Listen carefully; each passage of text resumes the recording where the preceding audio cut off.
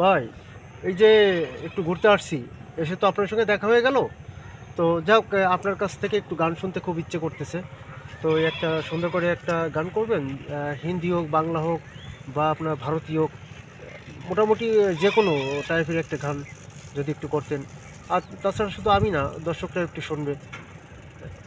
একটা গান করেন তো ভাই, শুনি। আচ্ছা, তাহলে আমি কি হিন্দি গাইবো? হুম। ভাই, হিন্দি কিন্তু আগেও শুনছি আপনার, হ্যাঁ, এখন তাহলে বাংলা গাচ্ছি একটু হুম, ইসের ভিতরে। হুম, করেন। ভালোবাসা যদি হয় মিছে ভরসা, আশা নিয়ে বেঁচে থাকা শুধু দুরাশা।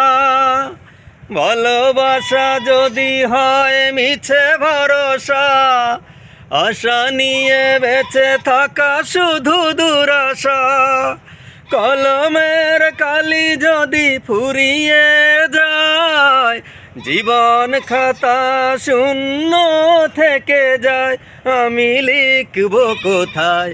তুমি বন্ধু আমার চির সুখে থাকো, আমি একা সুখে দুঃখে এসে যাব।